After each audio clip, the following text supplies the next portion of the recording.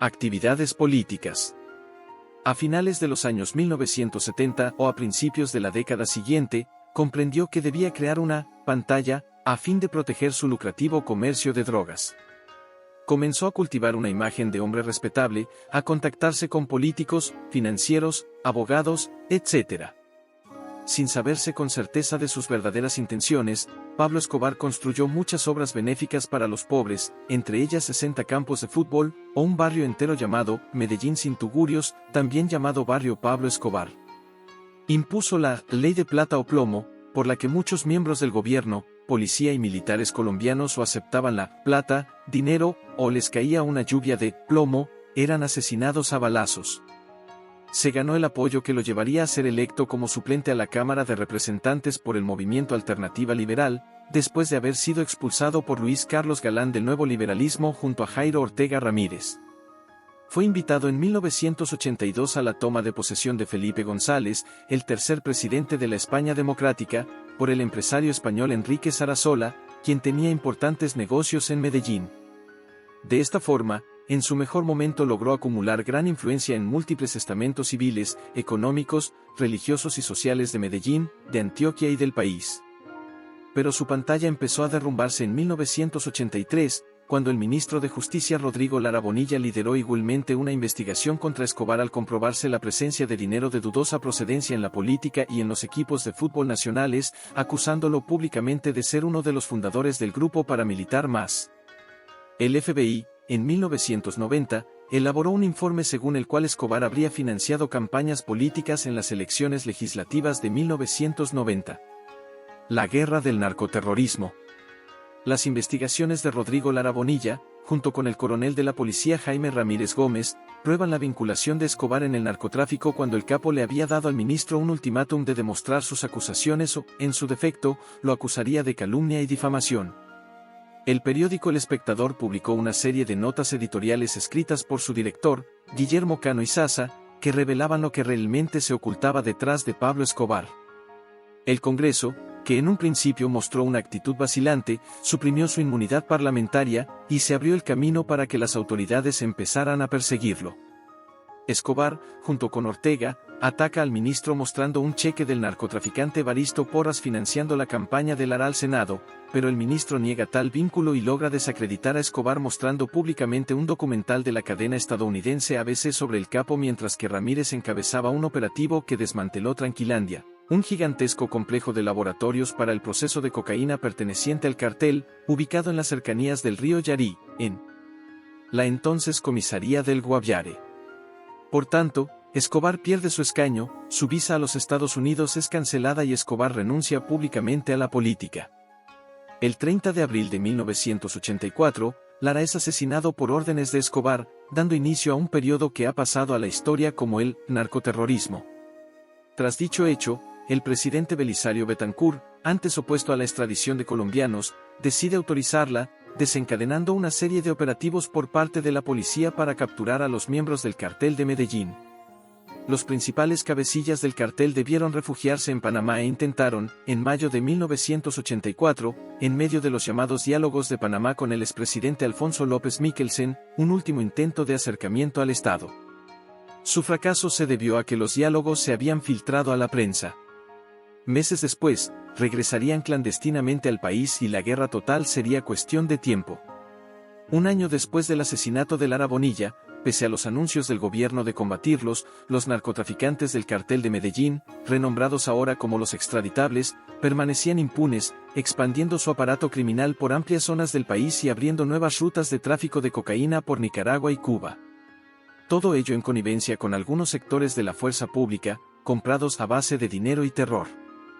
En noviembre de 1984, los extraditables hicieron estallar un coche bomba frente a la embajada estadounidense en Bogotá, matando a una persona y, en junio de 1985, ordenaron la muerte del juez Tulio Manuel Castro Gil, encargado de investigar el crimen de Lara Bonilla.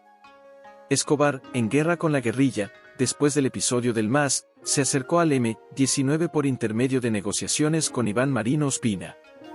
según algunas versiones, se cree que estuvo al tanto de la toma del Palacio de Justicia debido a las amenazas de los extraditables a los magistrados de las Cortes y por haber ofrecido apoyo económico para la operación, lo cual no ha sido aceptado por los exmilitantes del M-19, ya que el operativo, según ellos, tenía objetivos políticos. El operativo fue autorizado por Álvaro Fayed y se realizó entre el 6 y 7 de noviembre de 1985, dejando como resultado de 94 muertos y la desaparición de 11 personas durante la retoma del palacio por la fuerza pública. La campaña de terror continua contra sus enemigos en el gobierno y quienes apoyaran el tratado de extradición, hecho efectivo en enero de 1985 con el envío de los primeros capturados a los Estados Unidos por medio del recién posesionado ministro de Justicia Enrique Parejo González, en reemplazo del asesinado Lara, y todos los que denunciaran sus negocios y redes mafiosas. Los extraditables asesinaron, en febrero de 1986, en Baton Rouge, Luisiana, al piloto y testigo ante la justicia norteamericana Barry Seal, que en julio, al magistrado Hernando Vaquero Borda, ponente del Tratado de Extradición en 1980, y al periodista de El Espectador Roberto Camacho Prada, y el 18 de agosto, ya con el nuevo presidente de Colombia Virgilio Barco Vargas, al capitán de la Policía Antinarcóticos Luis Alfredo Macana. Además, demostrarían su poder de corrupción cuando evitaron que Jorge Luis Ochoa y Gilberto Rodríguez Orejuela, capturados en España y ambos reconocidos narcotraficantes, fueran extraditados a los Estados Unidos y fueran deportados a Colombia, donde pagaron irrisorias penas de cárcel. Hasta ese momento, los principales grupos exportadores de droga del país mantenían generalmente buenas relaciones entre sí, aunque la atención de las autoridades se centraba esencialmente sobre los violentos cabecillas de Medellín, que controlaban hasta un 90% del lucrativo negocio. Y, a pesar de que los jefes de Cali optaron principalmente por la corrupción y por la infiltración dentro de las instituciones como medio de lidiar con el Estado, en septiembre de 1986 ordenaron el crimen del periodista del diario Occidente, Raúl Echavarría Barrientos, 61 después del ascenso a la presidencia de Virgilio Barco Vargas. En septiembre de 1986, sicarios motorizados mataron al juez Gustavo Zuluaga Serna, encargado de investigar la muerte de 2 agentes del DAS, que, en 1978, habían arrestado a Escobar por posesión y tráfico de estupefacientes. En octubre de 1986, mataron al coronel de la Policía Antinarcóticos Jaime Ramírez Gómez. El 17 de diciembre de 1986, mataron a Guillermo Cano, director del diario El Espectador. En enero de 1987, sicarios de Escobar perpetraron un atentado terrorista en Budapest, Hungría, contra Enrique Parejo González, exministro de Justicia y, por entonces, embajador de Colombia en ese país. Se cree que Escobar fue quien provocó la captura y extradición a los Estados Unidos de Leder el 4 de febrero de 1987.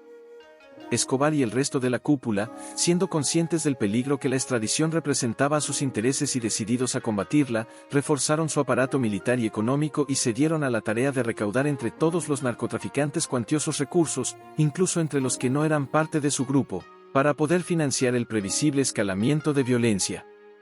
Guerra de Carteles, 1986 a 1993. El principio del distanciamiento entre los dos carteles no está del todo claro. En 1984, cuando el grupo de Los Extraditables, asociado al cartel de Medellín, decidió asesinar a Rodrigo Lara Bonilla, se formó un pool de capos que aportaron gruesas sumas de dinero. El cartel de Cali parece haber desaprobado el plan, e hizo llegar un mensaje en el cual dejaba entrever que dicho crimen se voltearía contra todos y que si Lara era asesinado no contarían con ellos. La ambición de Escobar por dominar la situación motivó una primera purga dentro de la organización, entre ellos Pablo Correa Arroyave y Hugo Hernán Valencia, todo ello a través de un intercambio de favores con Gilberto Rodríguez. Tras la negativa de Elmer Herrera Buitrago de entregar a alias Piña, uno de sus hombres, Escobar ordena el secuestro del mismo y su asesinato a manos del Negro Pavón, uno de sus lugartenientes. Dicho asesinato motivó la ruptura entre ambos carteles. La captura en noviembre de 1987 de Jorge Luis Ochoa en Buga, Valle del Cauca, fue vista como producto de una delación de los traficantes de Cali. El 13 de enero de 1988, fue perpetrado el atentado al edificio Mónaco, propiedad de Pablo Escobar y lugar de residencia de su familia. 65 no hubo muertos, a pesar de que la construcción quedó semidestruida. Aunque el cartel de Cali insistió en negar la responsabilidad del atentado, para Escobar este parece fue el motivo que desató la guerra abierta entre carteles. No solo se habían metido con él sino con su familia, y se afirma que su hija quedó con serias lesiones auditivas. A partir de ese momento comenzó una ofensiva contra los negocios y las propiedades del cartel de Cali. El 18 de febrero de 1988 fue incendiada una sucursal en Medellín de la cadena Drogas La Rebaja y a esto se sumaron cerca de 40 atentados dinamiteros contra la cadena de droguerías y 10 más contra el Grupo Radial Colombiano, ambas pertenecientes a la familia Rodríguez Orejuela. El 1988 marca el inicio de las ofensivas de espionaje y contraespionaje. Primero Escobar le montó una operación de inteligencia al cartel de Cali. Los Rodríguez Orejuela, a su vez, contrataron a 5 militares retirados para constituir un servicio de espionaje contra Escobar. Este los descubre y los secuestra. El cartel de Cali hizo entonces una propuesta de paz, a la cual Escobar puso 2 condiciones: indemnización de $5 millones por el atentado contra el edificio Mónaco, y la entrega de Pacho Herrera, enemigo acérrimo de Escobar. Gilberto Rodríguez se negó a entregar y los 5 militares aparecieron muertos pocos días después con una cartulina que decía: miembros del cartel de Cali ejecutados por intentar atentar contra personas de Medellín. En diciembre de 1988, Escobar intenta secuestrar a Pacho Herrera en Cali, la operación falla y Herrera se convierte en el objetivo fundamental de Escobar.